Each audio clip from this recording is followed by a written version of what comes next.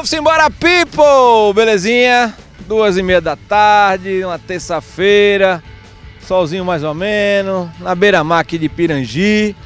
Estou com o Jeep Renegade Trailhawk, e aí pensei, o que é que eu vou fazer, onde é que eu vou gravar, quem eu vou chamar para me ajudar. Eis que eu lembrei do meu parceiro, meu amigo Ricardo Nunes Birão, Prime 4x4, porque a gente prometeu em uma resenha automotiva que a gente iria fazer um teste especial Prime 4x4 com o Jeep Renegade Trailhawk Turbo Flex.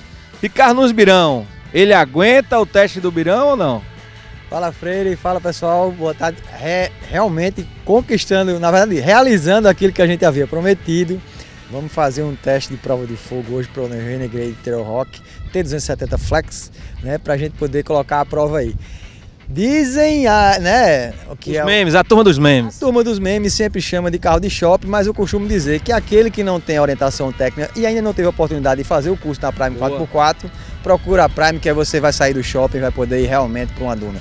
Vamos para a prova de fogo? Não, vamos colocar ele realmente à prova, para mostrar para você que o Renegade pode mais. Pois é, então se você aí quer entrar no mundo 4x4, tem dúvida, acabou de comprar um ou tá pensando em comprar um, mas eu não sei qual a turma, onde é que eu encontro um curso. Pronto, tá aqui o homem do meu lado, ele é parceiro do Motores e Ação, parceiro de 20 anos, né? Então é só você se inscrever aí no Instagram, @Prime4x4. Em breve tem canal no YouTube também chegando.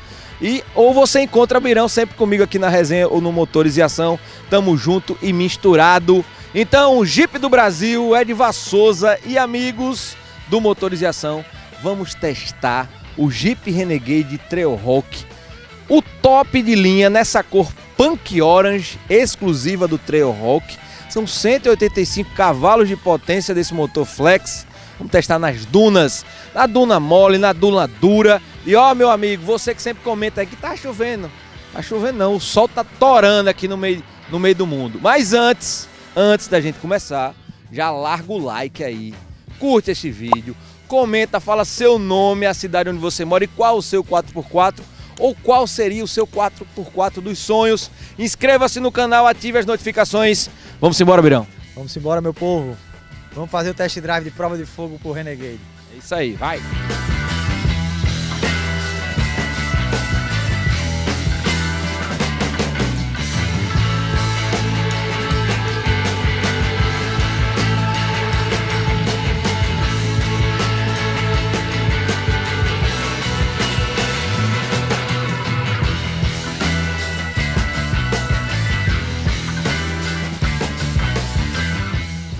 A gente chegou a andar, você chegou a andar também, nas versões 4x4 a diesel, né, do Renegade.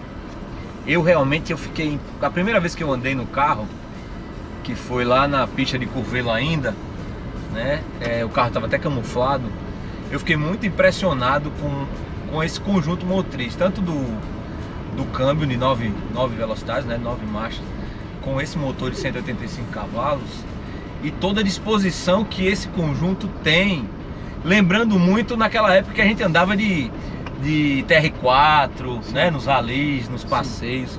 É até um saudosismo também, né, porque o carro a gasolina tem muito mito, muito meme, mas é um carro que remete e lembra muito a aventura também, né, Birão? Também, e assim, uma das coisas que as pessoas, na verdade, esqueceram um pouco, na verdade, assim, nós somos mais nostálgicos, né?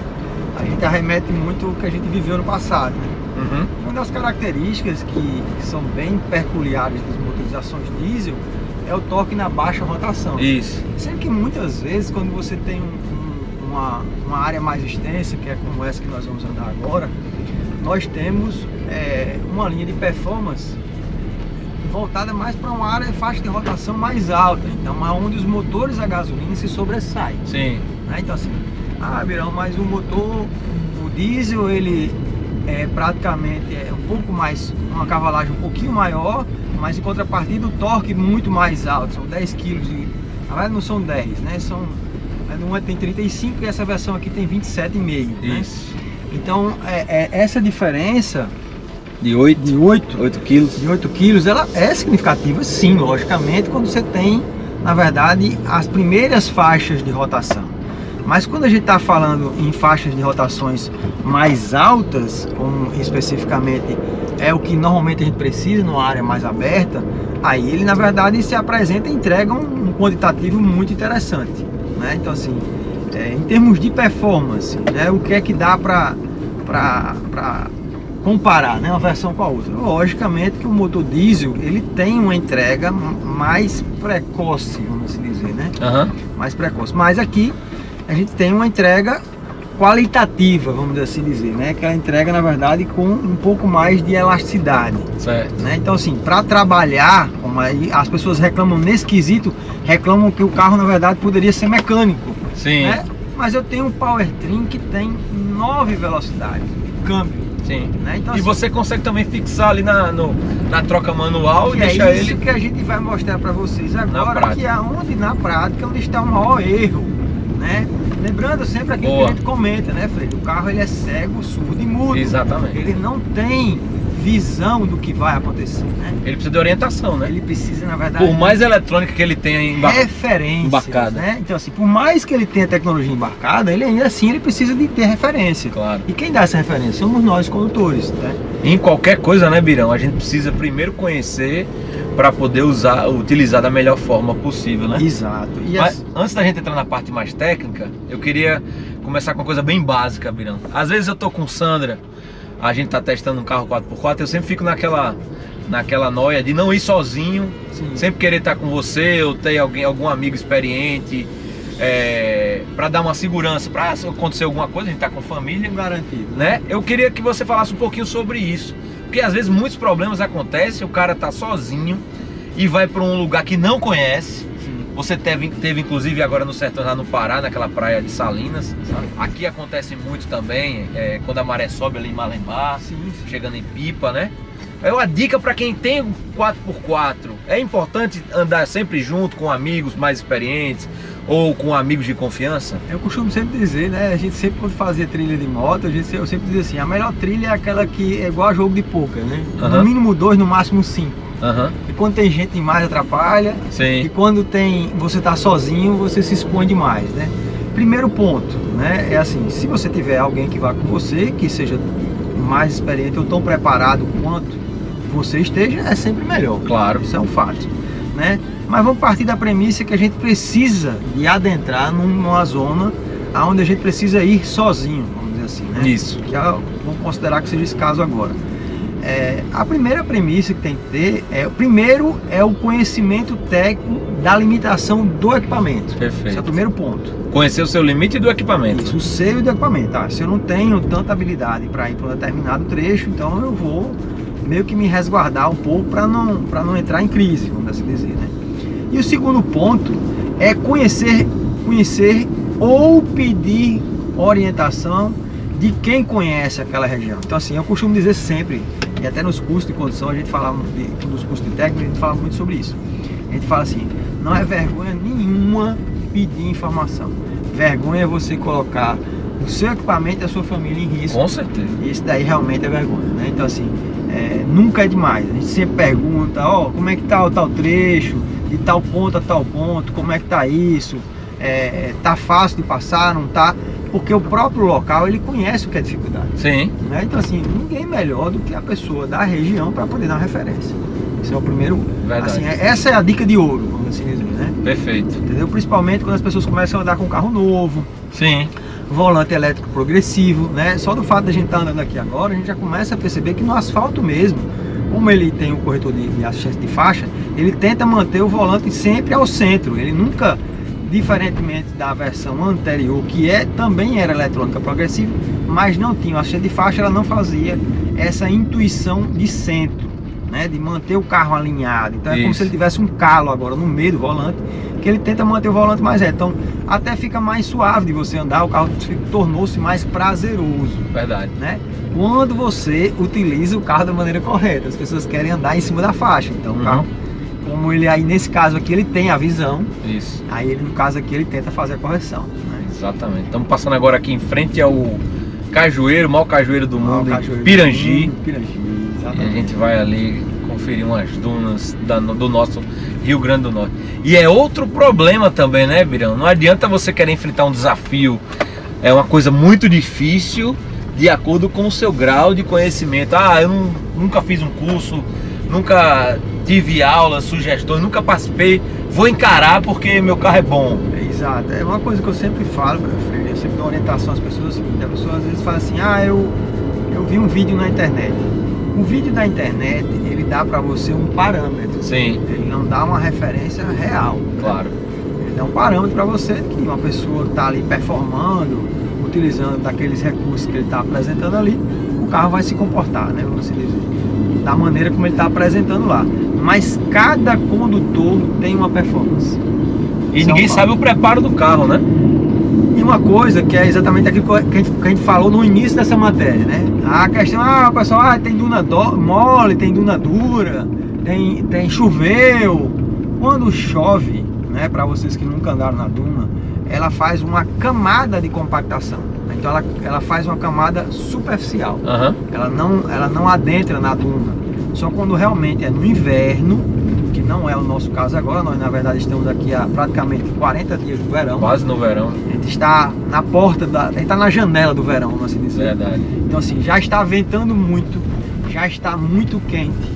Apesar de algumas pancadas de chuvas esporádicas, que não foi o caso dessa semana, né, acontecerem nesse período, não está acontecendo agora.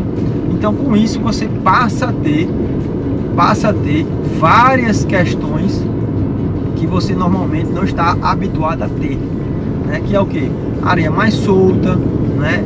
Passa também a ter uma linha de performance onde o carro normalmente, até para ter uma condução, você tem que dar o básico daquilo que a gente fala no curso, que é a aceleração, que gera tração, que me dá movimento e possibilidade de direção. São esses quatro passos, né, de uma boa performance, vamos assim dizer, né? Então assim, dentro de um geral, né, todo carro tem limite, claro. Todo equipamento tem limite, né? Com certeza. Estamos chegando aqui bem pertinho da duna e vocês vão ver o primeiro passo daqui a pouco para você entrar em um ambiente fora de estrada, né? É o primeiro passo. Dica Prime 4x4 motores e ação. Mas antes, ó, deixa seu legal, curte, comenta e compartilha e vamos embora.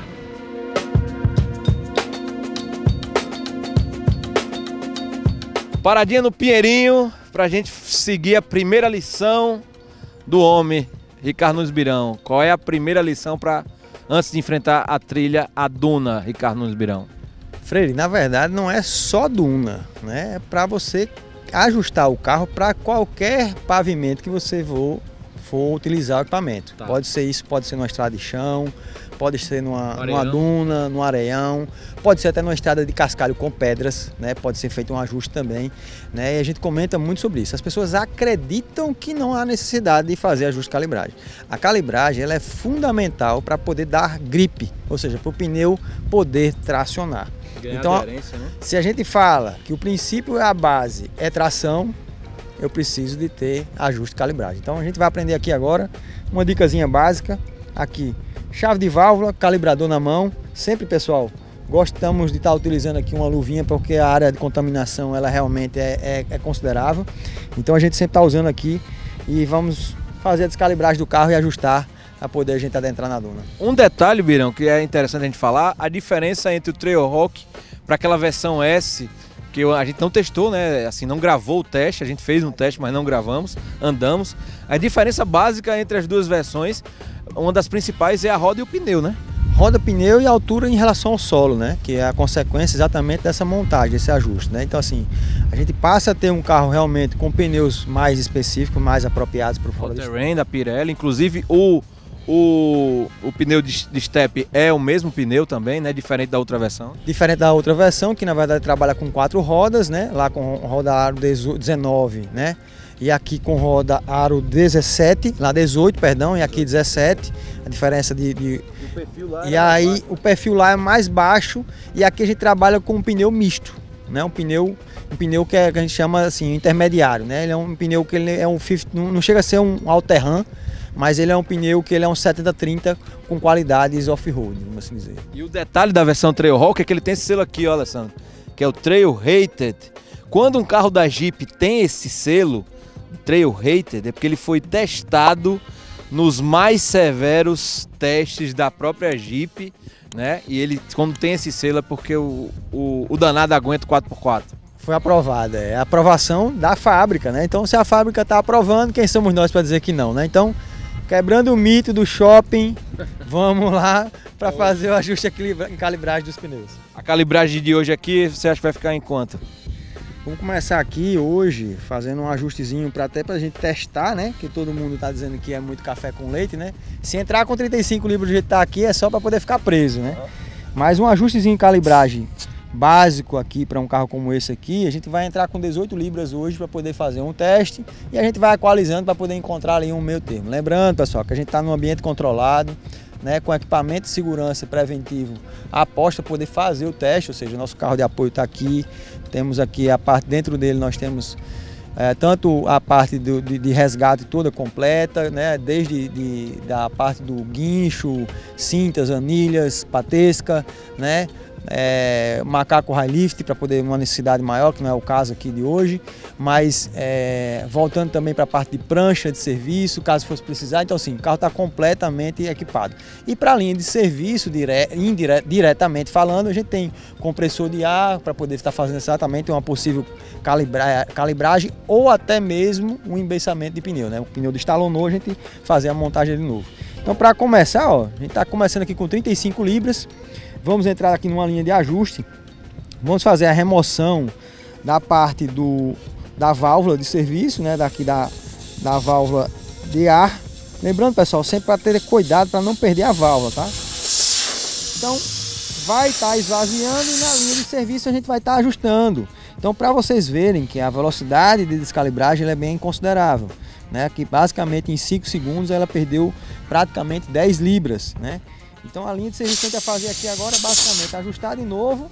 Eu já vou adentrar aqui já para poder cair já fazendo a montagem dele novamente, né? Então essa linha de montagem que a gente vai fazendo aqui agora já vamos chegar ali perto das 20 libras. Ó, 20 libras cravado e agora a gente vai fazer só o ajuste fino para poder equalizar. Lembrando que o pneu ele cria essa ondulação que é exatamente para poder a gente trabalhar um pouquinho mais a parte do greme, como a gente falou lá, né? Aquela questão do carro ter um espaçozinho para poder tracionar, né? Então vamos trabalhar aqui 18 libras. Uma vez ajustado 18 libras, vamos para os próximos. Então, pessoal, para começar nosso serviço aqui para poder entrar na duna, a gente descalibrou os pneus, né? Vou mostrar para você depois uma telazinha que tem aqui com relação exatamente à parte voltada da linha de serviço do carro, né? Mostrando que o carro está descalibrado, né? Vou mostrar um pouquinho isso aí. Uma outra coisa que a gente vai falar e vai comentar bastante é exatamente como eu falei lá no princípio, né? O carro ele é cego, surdo e mudo, então com isso eu preciso de dar referências para ele. Então o carro está no módulo automático, né? Abastecido com gasolina. Isso. Carro original de fábrica. Original de fábrica, gasolina, né? Lembrando que nós estamos testando a versão Trail Rock, né? Temos, na verdade, os pneus Aro 17, né? Com isso, a parte também dos próprios pneus, um perfil um pouquinho mais alto do que a versão S, que nós testamos, mas não gravamos, né? Inclusive aquela versão já havia me surpreendido, né? Sim. Eu acredito que hoje vai me surpreender mais um pouquinho. Então, mas como eu tinha falado no início, a gente precisa dizer para o carro aonde a gente vai andar e como a gente vai andar. Então para isso a gente precisa usar o seletor e posicionar o seletor na posição de serviço que seja necessário, na posição Send, né? A gente vai utilizar ele aqui, ó, e vai passar a utilizar ele na versão Send, onde a gente vai estar performando exatamente na área de duna. Mas o que ele faz quando eu ligo o Send? Send, quando eu estou ligando eu digo para ele que eu estou utilizando o carro e vou precisar de gerenciar a linha de fluxo dos sistemas. Mas tem uma coisa muito interessante que normalmente as pessoas não falam. Quando eu vou adentrar numa duna como essa, lembra daquilo que eu falei do princípio da redução? Uhum. A gente vai utilizar a redução. E aí a gente vai fazer o que? Para fazer a ativação da redução, eu vou parar o carro, colocar em neutro, para colocar em neutro ou em drive na posição que ele esteja zerado, o velocímetro, e aí ele vai começar a mudar os gerenciamentos eletrônicos do carro. Ele vai, primeiro, ele vai imobilizar parcialmente o meu controle de estabilidade, vai começar a gerenciar o meu controle de tração de uma maneira diferente, para que eu possa performar e dizer para ele, agora eu estou querendo utilizar o carro da maneira correta. Então, com isso, a gente vai passar a ter um ganho de tração diferente daquilo que normalmente a gente estava acostumado a ver. Então todo mundo vê assim, um trecho está ruim, está muito cavado, está muito isso, está muito aquilo. Isso tudo depende única e exclusivamente da parte voltada para a performance eletrônica. Eu estou dando uma referência para ele de como o carro se comporta, né? Então eu preciso dar para ele essas referências.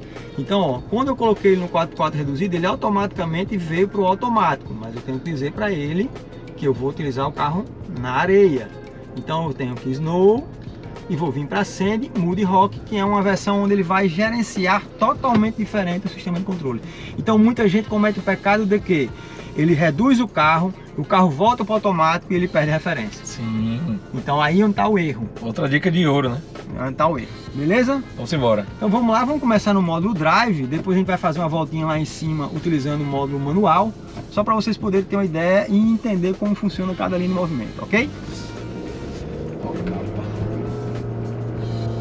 Presta atenção que a parte de tração já começa a ter uma faixa de rotação mais alta. Sim. Por quê? Porque eu estou dizendo para ele que eu estou dando areia. Então quando eu estou dando areia eu preciso ter um pouquinho de tração a mais. Faixa de rotação mais alta. Então aí quando eu começo a usar a faixa de rotação mais alta, ele começa a dizer assim, ah, então é isso que você está precisando, é um pouco mais de rotação para poder fazer o quê? Explorar a faixa de aceleração e torque. Entendi. Então aí está a dica do negócio. Entendi. A maioria não consegue entender esses pequenos detalhes. Sim, né? sim. Então, o carro eletronicamente ele enxerga, tá? Que a gente tá andando nele, todo o serviço eletrônico está me ajudando, né? E ao contrário de todo mundo pensa e fala, ele não está tendo dificuldade nenhuma de andar, não. Muito pelo contrário, ele está, na verdade, gerenciando as possibilidades de serviço para que ele possa estar utilizando da maneira correta. 20 km por hora, a gente tá numa duna. Extremamente frouxa, se diga por sinal, tá Totalmente. certo? É uma coisa que a maioria não consegue entender, é que como o carro, na verdade, ele está numa região onde a gente normalmente está andando devagar e o carro está controlando, mas é porque eletronicamente o carro está fazendo o serviço que ele foi projetado para fazer. E planejado, né? Planejado fazer. A maioria não consegue entender isso, então a gente vai entender hoje que para quebrar mito, a questão da redução não pode andar até tantos quilômetros. O próprio fabricante do veículo já dá uma orientação onde ele diz que a parte de serviço do controle da parte de redução do carro, ela pode ser feita até no máximo 120 km por hora. Essa versão está equipada para isso. Entendeu? Então assim, só para vocês entenderem o que é que funciona e como funciona. Beleza? Perfeito. Então vamos dar uma voltinha aqui, vamos fazer aqui uma parte, um trecho mais aberto aqui, para poder a gente ganhar um pouco mais de movimento.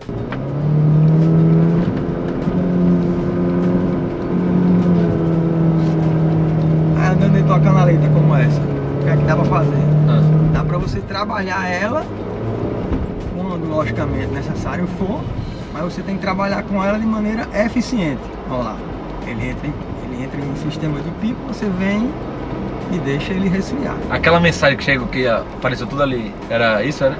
Na verdade é os sistemas de monitoramento dos sensores, né? Porque como espalhou muita areia, aí ele vai e termina não entendendo. Então ele vai dar meio que uma segurada ali e diz assim, ó, não tô entendendo nada, tem muita informação chegando de fora aqui e o que é que tá acontecendo? Ele meio que bloqueia o sistema por conta disso, ele tá ficando aéreo, vamos assim dizer, né? É porque eu tô com ele no neutro. Para ele voltar lá. Show. Muito bom. Assim, isso tudo é importante ver. Quando você pega uma área abafada como essa, que a gente está numa área fechada, não tem ventilação, então é natural que o carro tente se proteger. Claro, com certeza. As pessoas, é aquilo que eu falei, que a gente ia comentar, né? Quais são os pecados que as pessoas cometem? Eles entram numa área de baixa ventilação, começa a arregaçar e o carro perde eficiência porque ele precisa de refrigerar. Certo. Então o carro ele tem que ter os sistemas de proteção para poder ele resguardar a vida útil do motor. Sim. Né? Antigamente acontecia se a gente não fizesse isso. Pronto, a câmera mesmo agora, a gente estava de frente pro sol, ela esquentou, chegou e desligou. Protegeu. Por quê? Porque tá quente. O celular também. O celular tá quente também. Então assim, externamente aqui, a gente tá falando aqui de 45 graus. Né? Então muita temperatura, mais a linha de esforço, mais trabalho, mais performance, mais tudo. Então tudo isso é serviço que o carro vai temerosamente trabalhando e ficando com dificuldade. Né?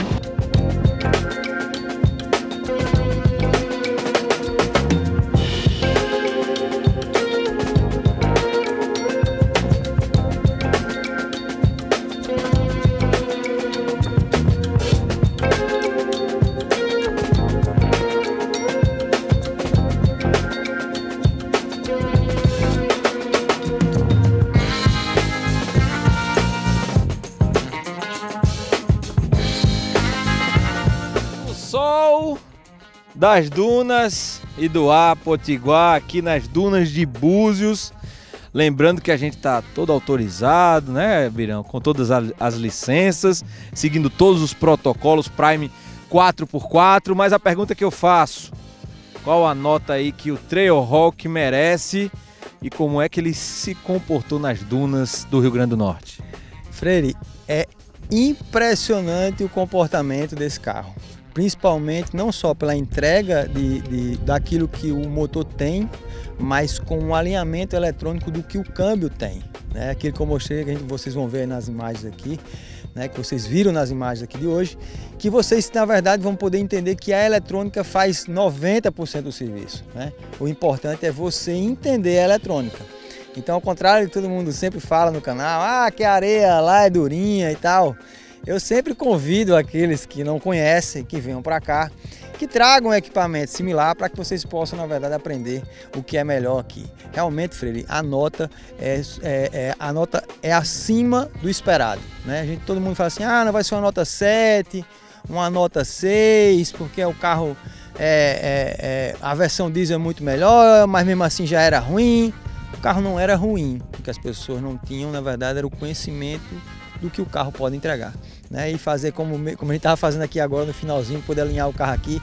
Vigia, agora vai dar ruim, calma, deixa o carro fazer a parte dele, a gente está fazendo a nossa. Né? Então assim, a nota é 9, né? Para ser 10 realmente seria uma configuração que aí seria os mimos, vamos assim dizer. Um pneu um pouquinho mais largo, né? Para poder dar uma pegadazinha um pouquinho melhor.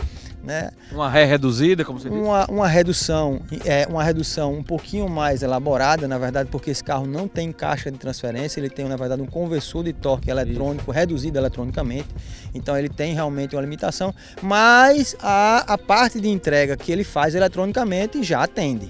Né? Assim, qualquer um que queira fazer uma aventura no fim de semana, com a família. Não é nada que desabone o carro, muito pelo contrário, você precisa entender que quando você acelera, ele tem um retardo, ele vai preparar eletronicamente para o carro criar movimento. Então assim, a grande maioria não entende esse retardo e aí acha que o carro ficou preso, né?